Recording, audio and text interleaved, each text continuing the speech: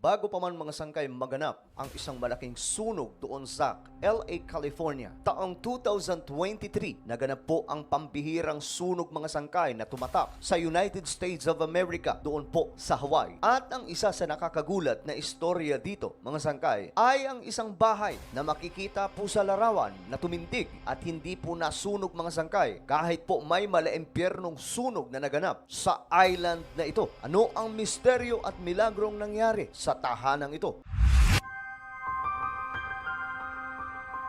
Hello, what's up mga sangkay? This is me. I'm back for another vlog today. Huwag niyo pong kalilimutan na isubscribe yung ating YouTube channel, i-click ang bell at i-click niyo po yung all. At sa mga nanonood po sa Facebook, i-follow niyo po yung ating Facebook page. Marami sa atin mga sangkay ay hindi pa rin po makapaniwala sa pangyayari doon sa LA, California, sa bansang Amerika kung saan nagkaroon ng malaimpyernong sunog. Pero alam niyo ba mga sangkay na bago pa po mangyari yan, naganap ang Maui wildfire noong August 2023. Ang katakot-takot na sunog mga sangkay sa Amerika doon sa Hawaii. At ang nakakagulat mga sangkay na pangyayari, ang isang tahanan na may pulang bubong ay hindi po na anuman lang una sunog.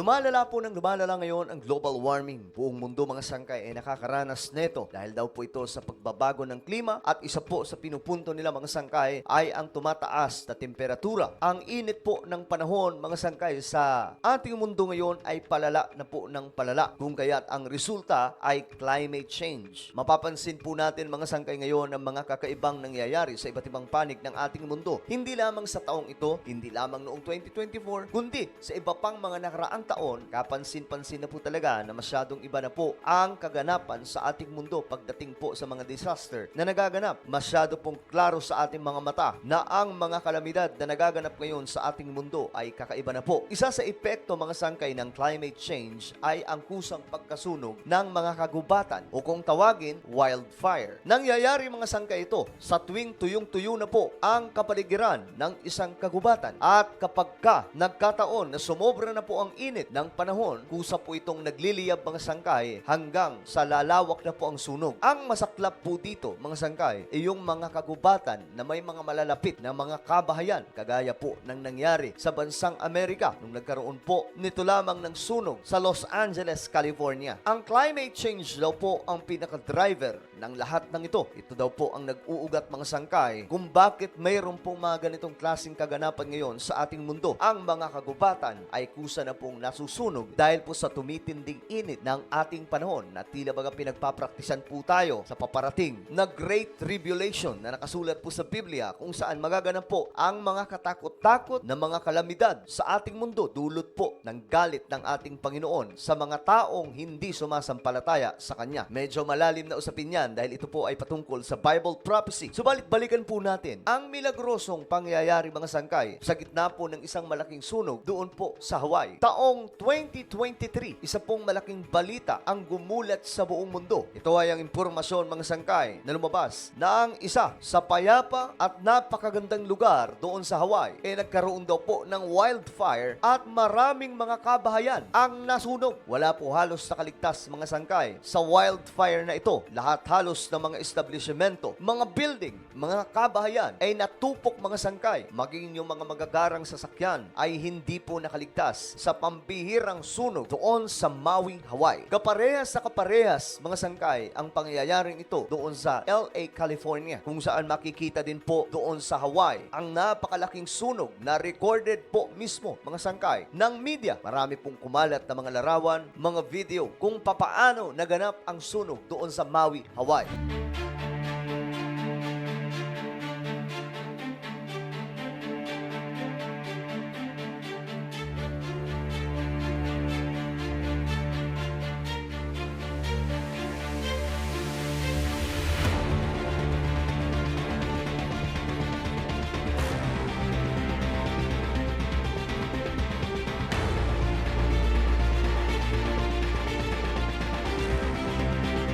So nakita nyo mga sangkay kung gaano katindi ang pinsala o gaano katindi ang hagupit ng sunog na ito doon sa Hawaii noong August 2023. Ngunit mga sangkay, mayroon pong pangyayari na milagroso sa lugar na ito. Ito po ay ang bahay na makikita po ninyo sa larawan. Nag-iisa lamang pong bahay na tumindig at halos hindi po nadali mga sangkay ng apoy ang paligid na ito. Marami pong mga tao mga sangkay ang nagulat kaagad nung makita po nila ang larawan na inakala pa po ng iba mga sangkay na na-edit lamang po ito o na Photoshop. Dahil kung inyo pong titingnan mga sangkay, malinaw po na maging ang bakuran nito kasama pa po yung sasakyan ay hindi man lamang po naabot ng apoy. Papaanong nangyari mga sangkay na naging abo ang paligid ng tahanang ito? Mga kabahayan na bumagsak dahil po sa impyernong sunog. Ngunit ang bahay mga sangkay na may pulang bubong ang nanatiling nakatayo. Tinawag po ito agad ng marami mga sangkay na milagrosong pangyayari dahil mismong yung mga scientists ay hindi po nila halos inakala na ang bahay na ganito ay tatayo sa kabila po ng impyernong sunog. Dahil alam po nila mga sangkay kung gaano katindi ang tumamang wildfire sa lugar na ito. Ayon sa mga impormasyon na lumalabas mga sangkay, ang bahay na ito ay matagal na pong panahon na tumitindig. Ito po ay 100-year-old property. At sa kasalukuyan mga sangkay, nung mangyari ang sunog doon sa Hawaii, ang may-ari ng tahanan na ito ay nagngangalang Trip Milliken. Kasama po niya ang kanyang asawa na si Dora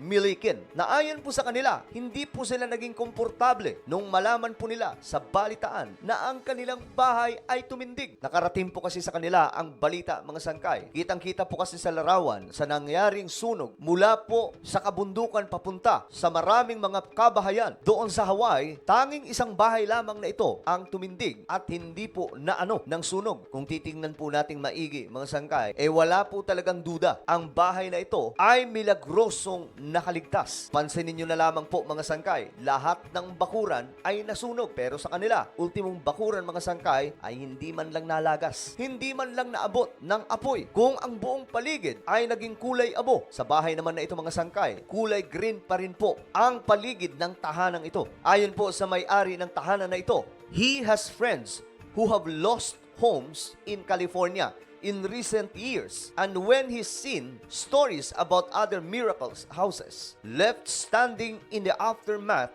of destructive fires, he always thought, boy, I'm glad I don't own that one. I wouldn't want that. I would feel guilty. Si Milliken mga sangkay ay na-guilty nung makita niya po ang larawan ng kanyang bahay na nag-iisa lamang pong nakatayo sa napakaraming mga magagarang tahanan na nakapaligid. Ang mag-asawang ito na may-ari ng tahanan ay halos hindi po nila alam kung ano po ang kanilang mararamdaman dahil para sa kanila, ito daw po ay nakaka-guilty na ang kanilang tahanan lamang po ang nakatayo sa gitna po ng napakaraming tahanan mga sangkay na nasunog sa isang matinding wildfire. At dahil sa pangyayaring ito mga sangkay, ang kanilang tahanan ay inopen sa ibang tao, lalong-lalo na po sa kanilang mga kapitbahay na magtatayo muli o magre-rebuild sa kanilang mga tahanan. So isa po ito sa milagrosong pangyayari doon sa Hawaii nung maganap po ang Maui Wildfire taong 2023. Ang larawang ito mga sangkay ay kumalat din po sa social media. Ginamit pa nga ang larawang ito mga sangkay, nakabilang daw po sa mga bahay na nakaligtas doon sa California nung maganap ang malaking sunog. Subalit, agad din pong lumabas ang totoong impormasyon na hindi po ito kabilang sa California wildfire, kundi ito po ay nanggaling sa Hawaii Maui Wildfire noong 2023. Hindi po natin alam mga sangkay ang totoong istorya ng mag-asawang ito. Kung sila ba ay may personal relationship sa ating Panginoon, pero malinaw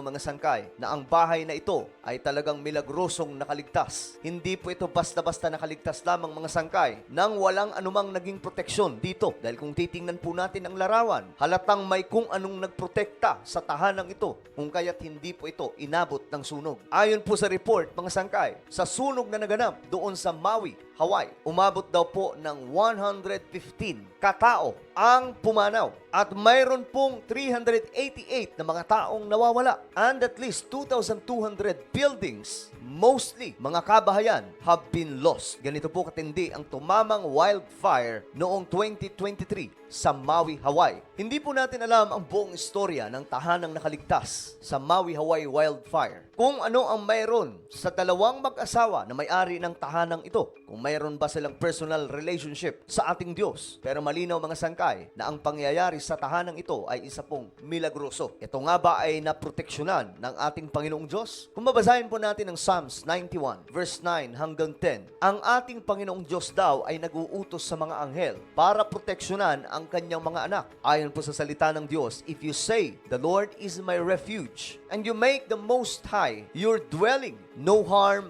will overtake you. No disaster will come near your tent, for He will command His angels concerning you to guard you in all your ways. Ganyan po katindi ang proteksyon ng ating Panginoong Diyos sa kanyang mga anak. Kung kaya, panatilihin po natin ang ating personal relationship sa ating Panginoon. Ang pananalangin ay malaking bagay sa bawat tahanan, lalong-lalo na po sa panahon natin ngayon mga sangkay, na wala na pong maayos na direksyon ng ating mundo, may climate change, at nagaganap po ang iba't ibang klaseng disaster or calamities sa ating mundo. Pakatandaan po natin ang sinasabi sa Biblia, walang anumang bagay na pwedeng makapanakit sa atin, hindi po tatama sa atin ang mga disaster dahil inuutusan daw po niya ang kanyang mga anghel para ikaw ay bantayan at pangalagaan. Ano po ang inyong opinion sa ating napag-usapan ngayon mga sangkay? Just comment down below. Huwag niyo pong kalilimutan na isubscribe yung ating YouTube channel.